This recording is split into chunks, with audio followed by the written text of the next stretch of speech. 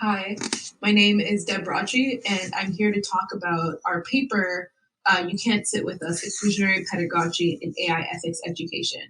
And I'm incredibly thrilled to have been able to work on this with collaborators Morgan and Razvan. So it will be no surprise to anyone at this conference that there's a bit of a crisis happening, an ethics crisis happening in the AI field, and particularly the CS field. This is something that has been recognized by ACM, which recently released a set of ethical principles. This is, every major company is releasing a set of ethical principles. Often in the press, we see headlines such as this, discussing, the different deployments of machine learning, AI, and other CS tools, and the harm that's being caused by these deployments. So it's very clear that there's some kind of crisis happening right now in the machine learning and the AI space specifically. And a question that came up in terms of how we address this challenge is that one response to the crisis has been the integration or the establishment of these AI ethics courses or AI ethics offerings as part of CS education. And in this paper, we decided to really reflect on that assumption of CS education being a mode to address these AI ethics challenges, with the idea being that educating future students, future academics, future researchers, future practitioners about ethical challenges would be the path forward in terms of addressing those challenges. So we really wanted to think about whether or not CS education was the answer to these AI ethics challenges or actually part of the problem. So we started with this sort of historical survey and literature review on the nature, the way that we teach computer science and how that actually led to the current crisis. So, computer science has this culture, this existing culture, for decades at this point, focused on individual technical fixes. Computer science pedagogy is incredibly individualized, so it's very self-centered in the sense that it focuses very much on the actions of technologists. And as a result, it's not that surprising that the current dominant approach in terms of addressing the ethical crisis or reflecting on the ethical crisis have been to equip the computer scientist who is seen as sort of the ultimate decision maker, the technologist, with as many tools as possible to take individual action. So, equipping the computer scientist with an understanding or knowledge of ethics to play the savior role in terms of addressing the situation and epitomizing the decision-making power in this individual technologist. Outside of this sort of individualism that we see in CS pedagogy, we also see a very, deliberate focus on the technical elements of the work. And this has been criticized even long before a notion of an ethics crisis even existed. In early CS education and early discussions around CS education, FAccT discusses the need for epistemological pluralism rather than programmatic intelligence. And what this means is rather than focusing on the minutia of syntax or the correct math, also including as part of CS education, project-based courses that allow for students to think about other ways of knowing and other approaches to solving problems that doesn't necessarily involve, the memorization of symbols or this very narrow technical definition of what it means to know how to do CS. So acknowledging the pragmatic side of CS and allowing for different ways of knowing and different approaches and different formats of, projects and outcomes of a course.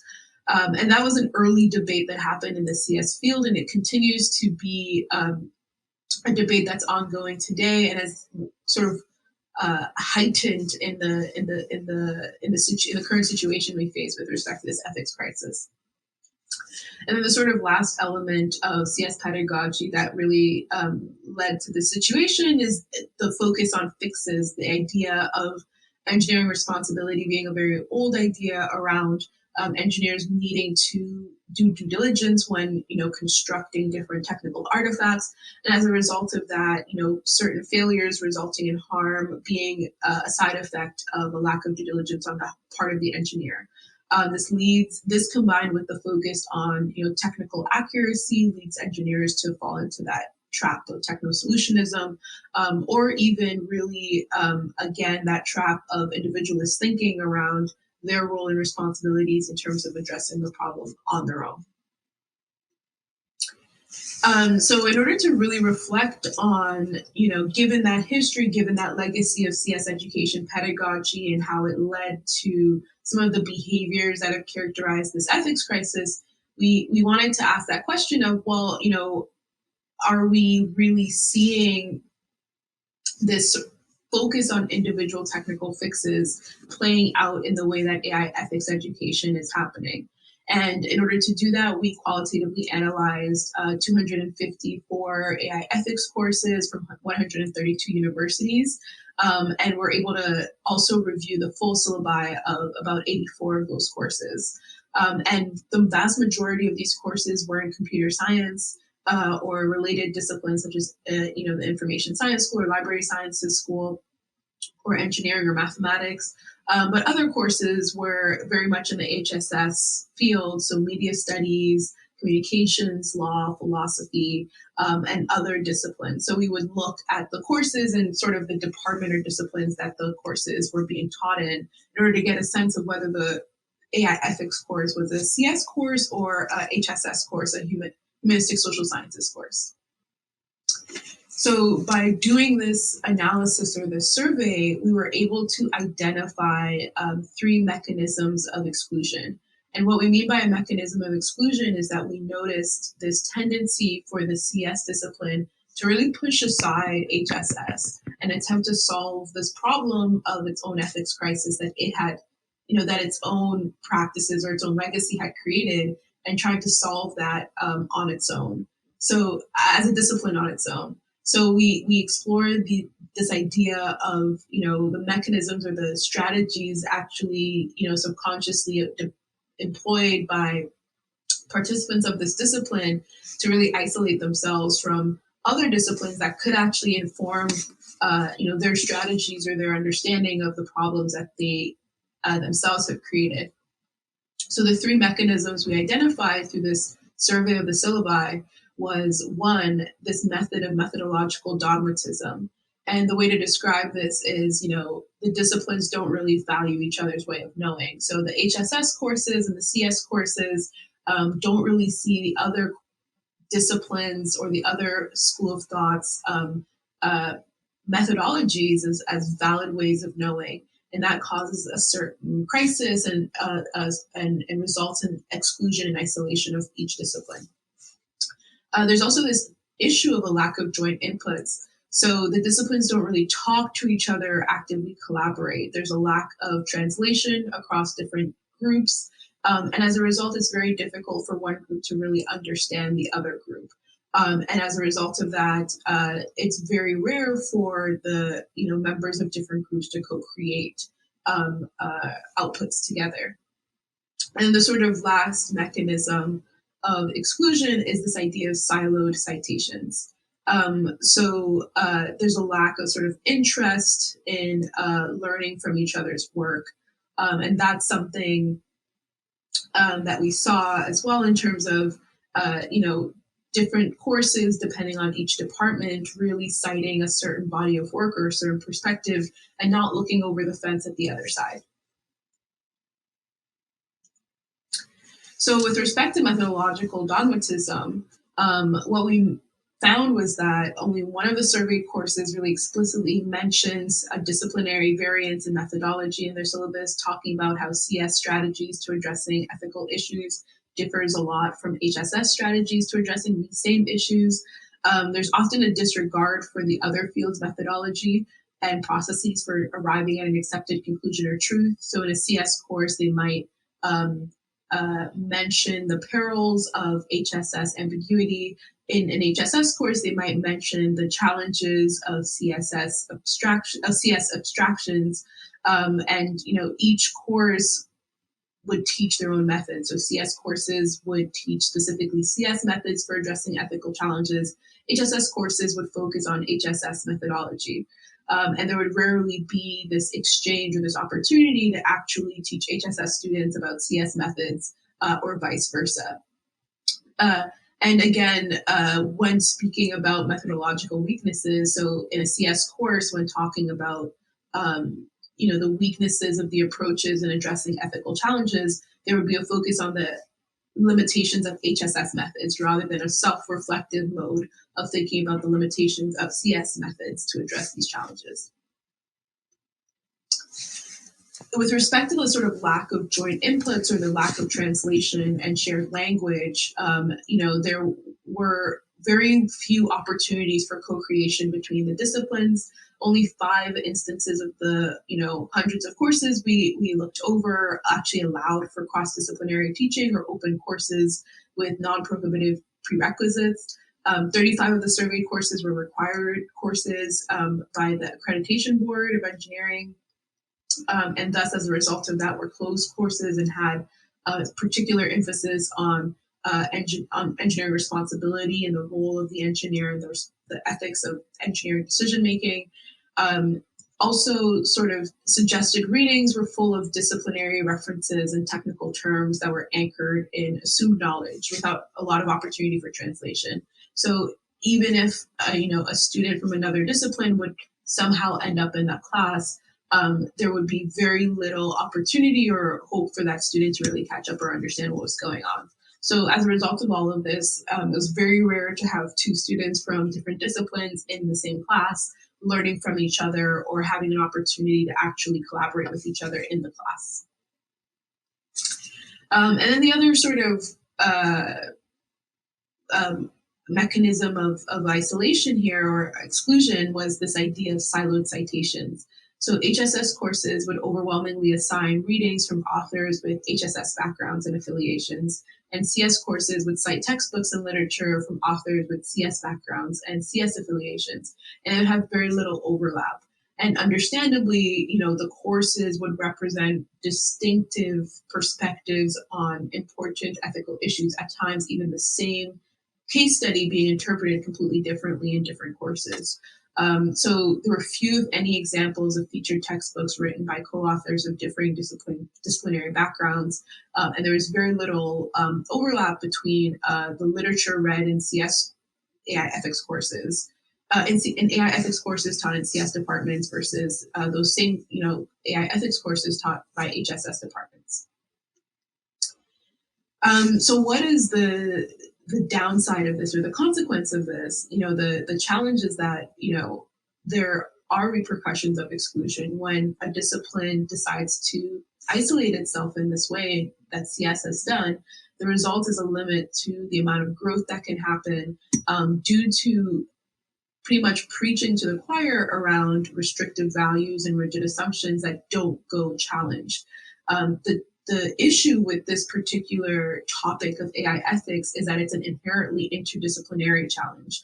AI ethics challenges arise from the fact that this is a widely deployed technology at a scale and in a way that actually intersects with a lot of values, assumptions, and methods that are better explored or more thoroughly explored by the HSS fields.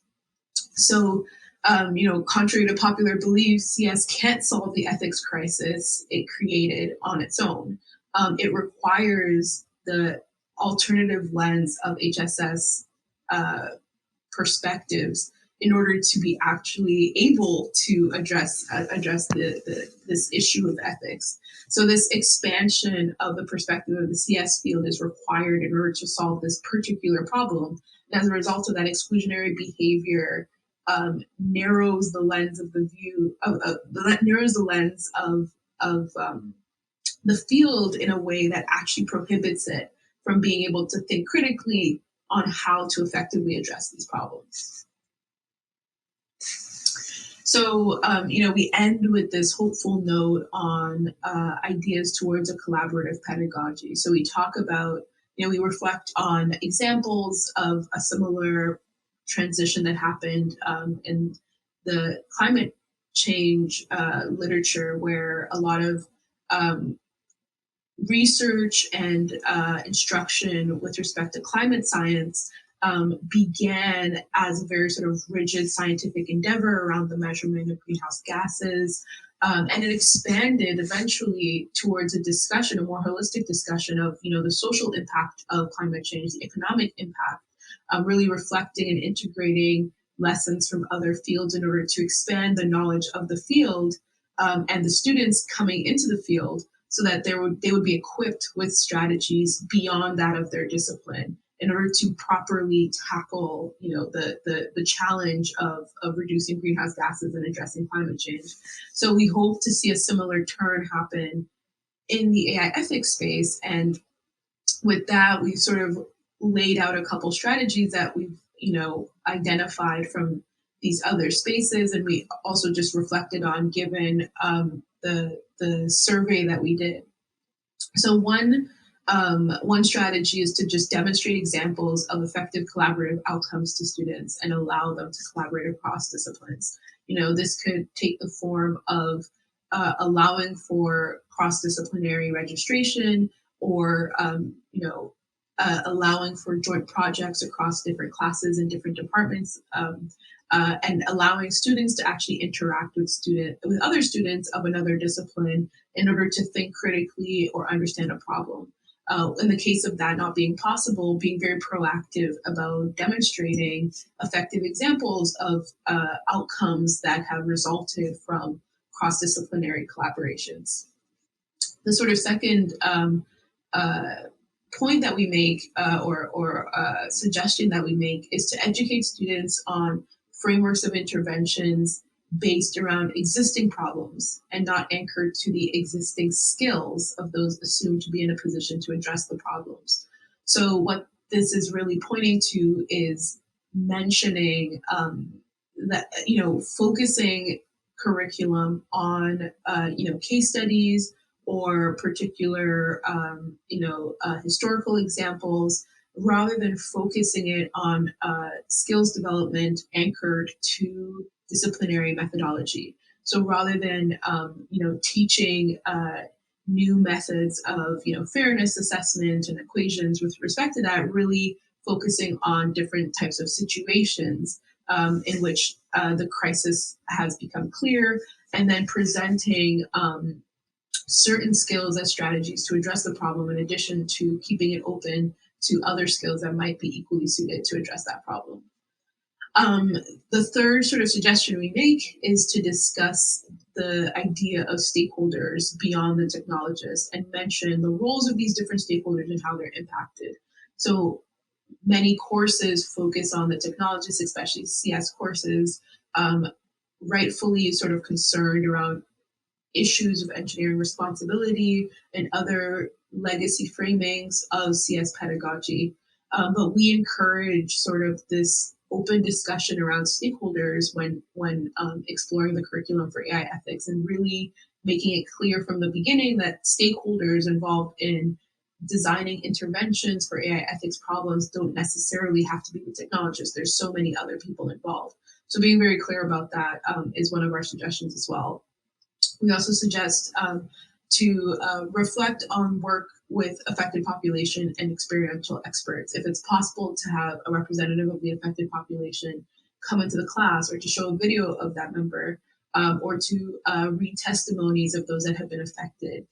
This is something that we found to be missing from both CS and HSS curriculum, and it would make for an important piece of the education in terms of who these students will eventually have to collaborate with. And then 5, really engaging students in that exercise of assessing their own disciplinary competence. And what this means is not necessarily, is moving beyond this current pattern of CS students, prioritizing and evaluating and assessing just the benefits of CS methods, but also looking at the downsides of CS methods and the limitations of their particular disciplinary lens, understanding where their methodologies fall short and where they will need to seek support and seek collaboration. Thank you very much. It was a great joy to work on this project with someone from a philosophy background and someone from an HCI background, very different from my own CS engineering background. And even as a cross-disciplinary collective, it was very interesting and important, enriching experience. So if you have any questions as to our conclusions, our methodology, or anything, feel free to reach out, or give me a follow on Twitter, and I'd love to sort of chat about this. Thank you very much.